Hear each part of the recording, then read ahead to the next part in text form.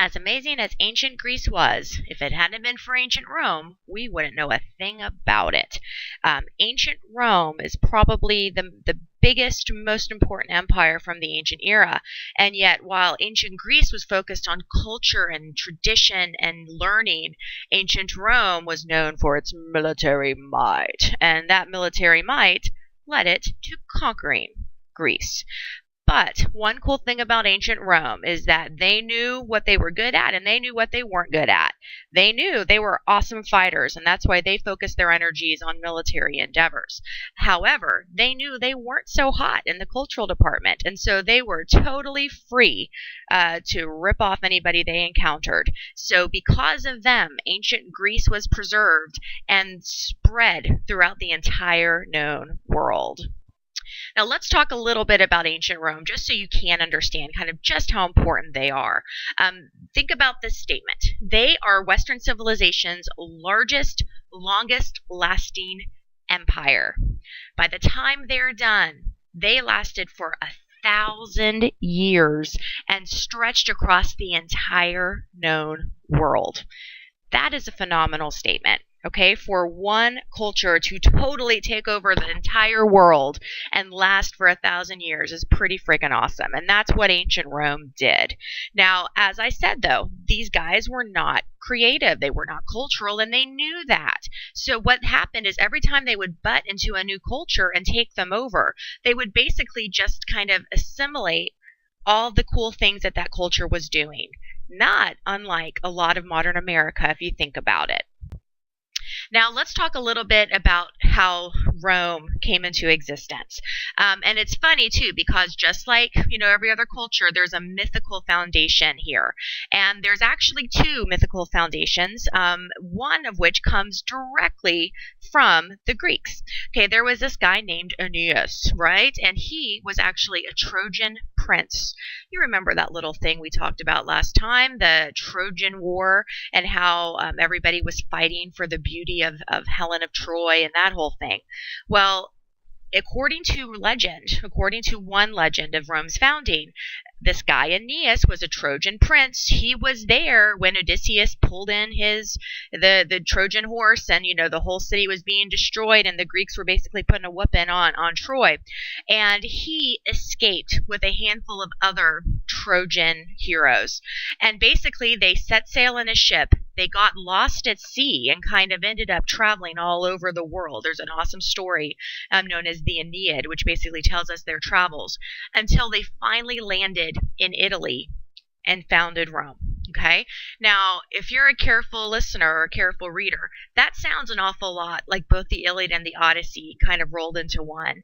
And frankly, that's exactly what it is. Again, Rome ain't creative, okay? So when they heard the Iliad and the Odyssey, they're like, wow, those are really cool stories. We can do it in one book, though. We don't need to have two separate books. And that became one story of the foundation of Rome. Now, there's another really famous story of two twins, known as Romulus and Remus. And they literally were born and abandoned by their family for some reason. I don't actually know what the reason was.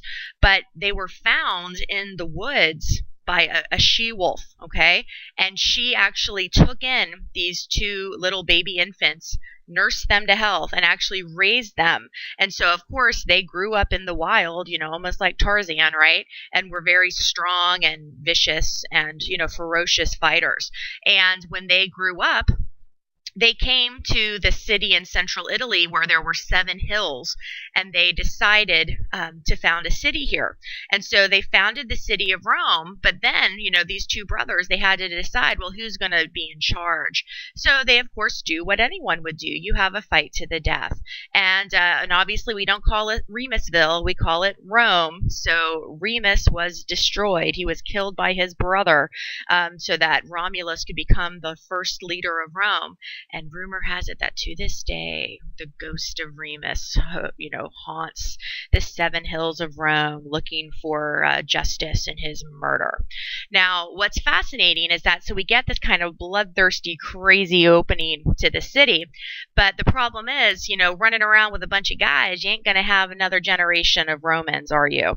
So no worries. They went over to a nearby town, which were known as the Sabine culture, and they just decided to kidnap all the women. It's like, we need girls, we need mamas, so we're just going to go take them, right?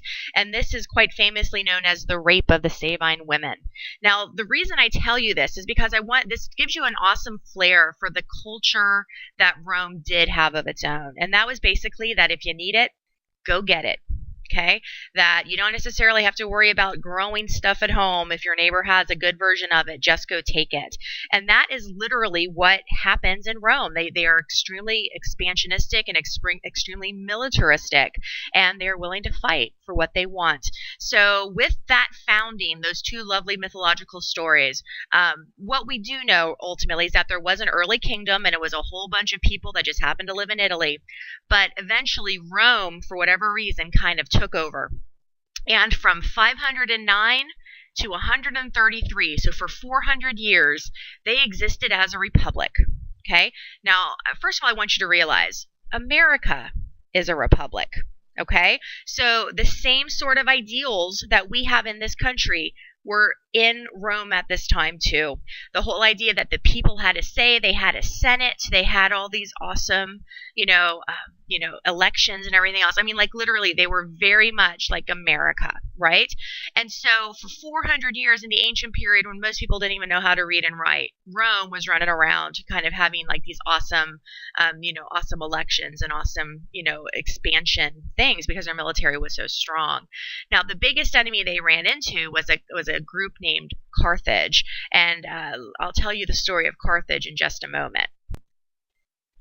No discussion of ancient Rome would be complete without mentioning the man Hannibal, which is kind of strange because he was actually not Roman. He was Carthaginian. In fact, he was Carthage's greatest hero ever. And see, there was this series of pesky little wars known as the Punic Wars that the Romans fought against Carthage. Now, Carthage was actually in Africa. Okay, when you see the map in front of you, you can kind of see where it is. It's basically right across the Mediterranean Sea. The bottom half of the map is northern Africa. The top half of the map is southern Europe. And so Rome had the top, Carthage had the bottom, and eventually, of course, these two are going to start butting heads. And there was a series of 3 Punic Wars that they fought against each other, trying to decide who was going to be the big guy, in Europe in this period. Now, Hannibal was on the bad guy side. He was Carthaginian, right? And during the Second Punic War, he collects a huge army, right? And he wants to sneak up on Rome, okay? And so he starts in Carthage. You see the red dot where it says Carthage. He marches west along the Mediterranean.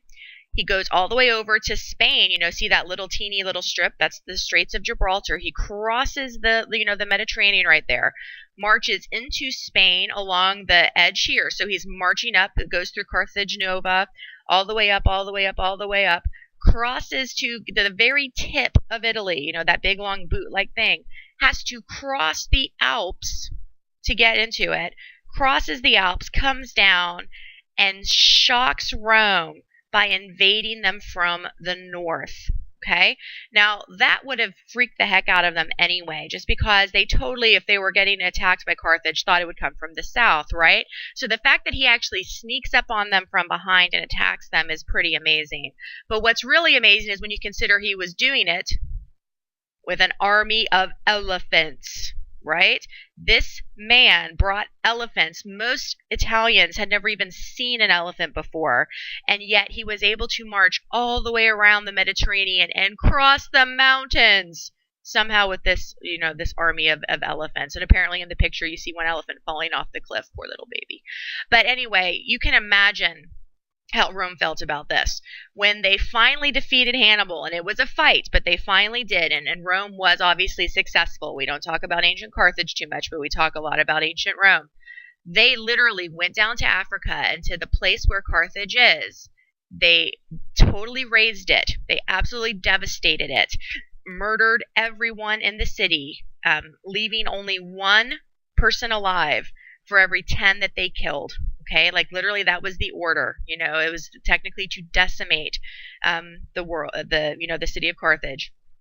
And then they took salt and smeared salt into the ground so that not only were the people devastated and dead now, but like literally nothing could grow there again. Okay. And we're talking 2,000 years later, and it is still by no means one of the most lush areas in the world. Like the Romans were serious. But then you ask her, like, well, why on earth would they basically leave, somebody alive? And there's a very good reason for that. They wanted somebody to go around and tell people, don't fuck with Rome. Okay. One person out of every 10 that I murdered was alive to witness what Rome will do if you go against her and lose. So don't go there. After the Punic Wars were over and Rome was kind of safely and calmly in total control of the world, unfortunately, this wasn't necessarily a good thing, because what happened was that Rome had all this power and they basically grew fat and happy. There was a ton of corruption. There was a ton of, people raising taxes just so they can be rich and everything else. Everything was owned and controlled by basically a pretty small group of the population, and small workers, small farmers, things like that really just kind of disappeared because they couldn't afford to stay in business. Gosh, this sounds nothing at all like modern America, right? The problem is, this led to a pretty extensive period of civil war because, people just weren't happy with how the world was. And literally for 100 years, imagine that, for 100 years, people were fighting, over who should be in charge. And ultimately, this was going to lead to one guy, a guy named Julius Caesar. And of course, one of the most famous guys in all of history. Now, Caesar was a military general. He was an absolute genius, strategy-wise. Like, he could make wins come out of impossible odds and things like that. He is the first person to conquer modern day France. Like that was the area controlled by the all the barbarians and stuff. So he conquered them. He made it all the way up into England. Okay, like literally no Roman person had ever been that far. So he was just phenomenally successful. But the people also loved him. Like they just thought he was fantastic. And so after this period of extensive civil war and everything else, and he basically, rose to the front as like the most popular person, he was elected dictator for a year. But after, the end of the year, when it was time for his term to be up, the people were like, no, we want you to stay. Let's make, okay, dictator for 10 years then. And then after that, dictator for life. The problem was the senators who actually had been elected to, the Roman Senate and were trying to do their job were looking at this and being like, this is not a republic. We can, whether you call him a dictator or an emperor or a king, it's still the same idea. Having one guy in charge of us for his entire life is not smart. And so they decided one day that they finally had to do something about it. And when Caesar came into the Senate for work, just a normal day of work, they all rushed him. And each senator had a knife, and they each, had one blow, like one stab, until Caesar fell dead. And of course, if you've ever heard that spooky thing to beware, the Ides of March, that is because that is the day that Caesar was murdered at the feet of the senators in Rome in 44 BC. Now, after Caesar died, that was when the empire was born. And the gentleman you see on the page before you is the most important guy. His name is Augustus. But before he took the name of Augustus, he had another name. He was known as Octavian Caesar. Okay? Now, he was not Caesar's actual son. He was an adopted son.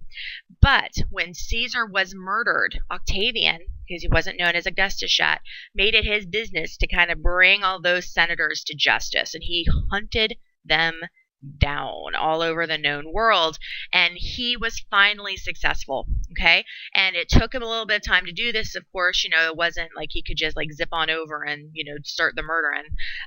But when he finally did it, if you look at the years in front of you, from that point on, which was 30 BC, all the way up to 180 AD. CE just means common era, like our modern era. For over 200 years, Rome was in peace. This is the longest period in human history that we haven't fought a war, right?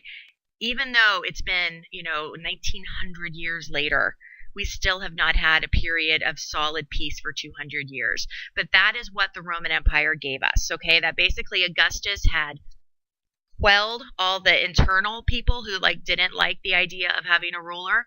There were no external powers that were willing to challenge Rome.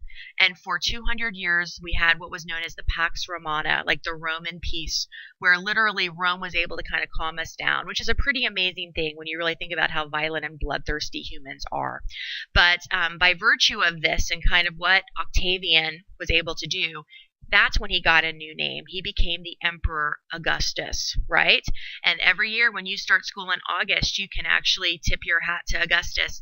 That month was put into the calendar in honor of him, and he insisted on adding another month too, the month of July, in honor of Julius Caesar. Originally, the months only had 10 months. There were only 10 months in the year.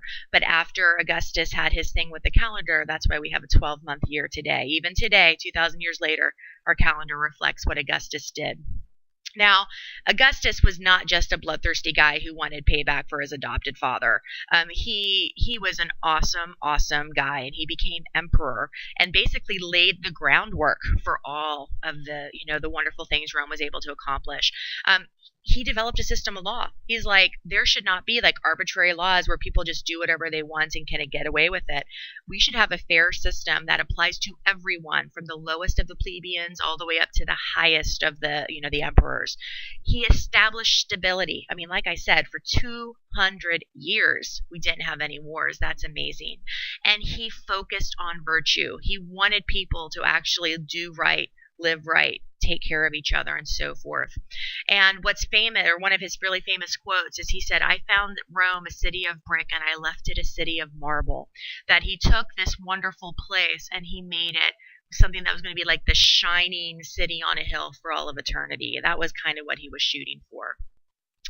Now, because of all this period of peace and everything else, and because of the calm interaction of all these different cultures, literally the entire known world were living under Roman rule, we were able to see a growth in literature and other cultural things. But like I said, just keep in mind that essentially everything here was just a rip off of the Greeks. Now, we already talked about the Aeneid. That was the story of Aeneas, that mythical founding. That was written in this period. The Romans were also really famous for their oratory, for literally standing up and giving speeches. When you take a speech class in college, or whenever you see presidents stand up and debate, different issues, they literally are doing it like the Romans say they should. That is old school Roman stuff straight out of the book. Their most popular type of writing, though, in this period was known as pastoral poetry. And if you look at pastoral, you can kind of see the word in there. It's pasture, okay? They really idealized kind of the peaceful, calm country life. They really looked at city living as kind of, unhealthy for humans. And there's something to be said for that. And so a lot of their poetry were these beautiful little odes to how peaceful nature is and how awesome, if you take a step back from hectic city life and actually calm down, how much, more you can accomplish. So again, really not too different from modern America when you think about it, that we all kind of live in this hustle bustle and we just long for an escape. Now, the very bottom thing on there is one of the most critical things that Augustus developed, and that became just huge in the Roman period. And it says panem et circenses, and if you translate that from the Latin, panem is bread, like pan in Spanish, circenses, circuses, right? Bread and circuses. The whole idea is that if you want to stay in power, if you want to have, stable, calm, peaceful periods, all you need are bread and circuses. Feed the people, entertain the people. They'll do whatever you want them to do. Now, that's a pretty, negative view of human nature, perhaps, that all it takes is, feeding us and entertaining us, and we'll kind of go along with you like sheep. But it worked for 200 years. And frankly, there's a lot to be said where that's still going on, even again in the modern world. But this is when this idea developed, bread and circuses. That's all the people care about. If they're not hungry and they have something fun to do, they're not going to cause you too much trouble. Now, this also was a huge period of architectural development. And this is probably the only thing that I can say about Rome that's truly unique and truly, something they invented all by themselves. And that is the arch. Okay, look, you see that lovely picture of the Colosseum in front of you. Notice all the beautiful arches on the 3 levels there. You can show me any picture you want of an ancient Greek temple, ancient Greek building. You'll never see an arch. The Greeks did not know about it. But the arch is one of the strongest forms that we can actually construct. And because of that, the architectural, things they were able to build became truly amazing. They still loved what the Greeks did as far as that beauty and harmony and symmetry and proportion, like all that. They totally bought into that and stole that off. But they were able to combine that with the arch and build wonderful things that were extremely utilitarian, extremely useful, like the aqueduct. All of a sudden, we could have fresh drinking water anywhere. You didn't have to live on the coast or on a river anymore. The Circus Maximus, they literally could build like huge like coliseums and huge, areas for, racing and gladiatorial combats and things like that. The Pantheon is one of their religious temples. I'm going to show you a picture of that in a second. And this is also when we got the decadent Roman baths, like where literally people would go to this room. And even though they didn't have running water, they figured out a way that they could have like steam showers and cold water and swimming pools and all this stuff. And you would spend this whole day like hanging out in the steam room, getting massages, going into the cold room to cool down. I wouldn't exactly call this an era of hygiene. It was much more of decadence, but all invented by them with this amazing technology. Now, the other cool thing about the Colosseum here, this is, of course, one of the most beautiful things ever invented, but it was also a marvel unto its own. Like when you would go inside, like no joke, they had, first of all, kind of like an opening that they could turn into a dome, and so they could like open or retract it based on the weather. Okay, which again, no modern machines. They figured out how to do all this manually, right? They also had it set up so that they could seal off the lower levels and fill it with water and literally bring in naval ships. Like actually they had full on naval combat in the Colosseum with people just sitting on the upper levels because the bottom half of it was flooded. Like how amazing is that? Could we do that with any of our modern areas for football arenas or anything? No way. So they were able to do truly phenomenal things. And this honestly, in my opinion, is the one area where Rome is truly probably the most important and significant. They also were the first ones to build roads. There are some Roman roads that are still in use today, 2,000 years later. Like that's how good they are. Heck, we can't get our roads to go for 10 years without getting potholes, and yet these guys were able to do it, and they've lasted 2,000 years. This image right here is that Pantheon I was just talking about, and I just wanted to kind of show you how typical this is, and as far as what the Greeks set down, the Romans copied. Okay, so we see the beautiful triangle on top, that was just straight out of the Greek handbook. All the beautiful columns. Of course, now we're going to have Latin instead of Greek written on them. But the thing again, the Greeks did not do domes and arches. We get that with the Romans, and that was kind of their main contribution. From an artistic standpoint, again, we just kind of are ripping off the Greeks here. The things that we do that were a little different from the Greeks is we did a lot of advertisements, frankly. I mean, these people, again, they were very practical, very down to earth. And so, like, literally, like, if you won a big fight and you were a general, you wanted people to know about that. The Romans were also really into family devotion, okay? Like, they just totally thought that family was the most secure form of connection you can have. And they, even though again they still buy in to those Greek ideals of beauty, they tend to be a little bit more realistic. Okay, so in some ways, when you look at these, you're going to see a little bit of the flaws of human nature and so forth coming through. Whereas the Greeks were much more concerned, which is like the perfect human anatomy and so forth, right? But they also did a lot of mosaic and wall painting, and the Greeks did some of that, but not as much of it has survived. For whatever reason, more Roman has survived, probably just because it's 500 years younger, frankly. But we see a lot of it, especially in the city of Pompeii.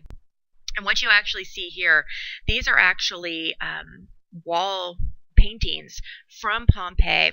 And the story of Pompeii is absolutely amazing. It was literally a city. It was modern day Naples, kind of in southern Italy, is more or less where Pompeii was. And it was a thriving community in the ancient world right after the turn of the millennium. So like around 50 and 60 AD or BC. I'm sorry, Common Era, CE. And one day, the beautiful mountain that they, were in the shadow of erupted. They did not know that it was a volcano. And it was this absolutely cataclysmic event where, like, poison gas and ash and lava. I mean, you can just imagine. It was horrible, right? And what ended up happening is the city of Pompeii was absolutely buried, lost. Like, literally, when they sent rescuers to try to go help people and find survivors, they couldn't even tell where the city had been. It was buried. Well, it was lost for centuries. And in about 300-400 years ago, modern Italians were, building something, and they stumbled upon it, like totally by accident. They didn't even know that that's where Pompeii was. And so, of course, they started excavating. And as they're excavating, they kept on finding these weird holes. And they're like, what is up with these holes, And so they're digging, and they keep finding it. And so finally someone said, stop. These holes are weird. Let's pour in like concrete or something, and let's, then dig around that, and let's see what the holes are. Maybe there's something to it.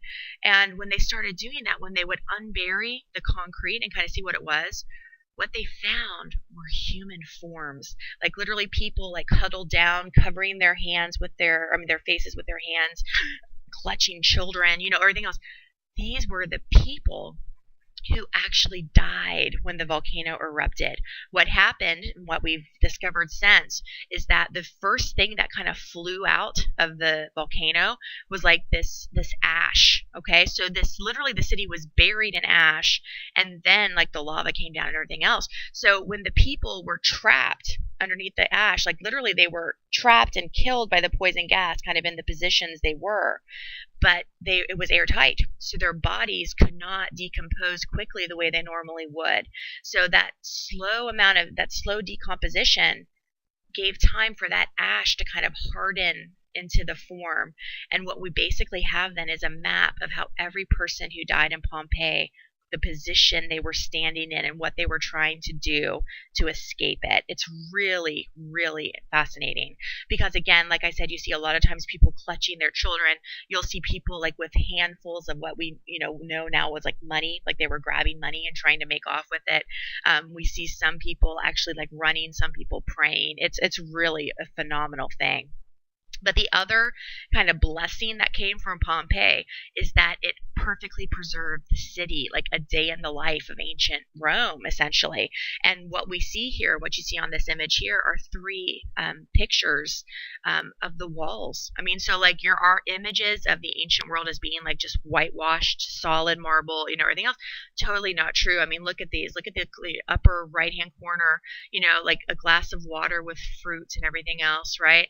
The bottom is a room, like how decorated and everything the room would be, and the beautiful mosaic tiles on the bottom. And on the left hand side, to me that almost looks like an angel, like it almost looks like wings or something, but of course this is pre-Christian. So the whole idea of like kind of just these are vibrant living people who just had this absolutely horrible experience really kind of comes into play when you see these images in front of you. So that completes our discussion of ancient Rome.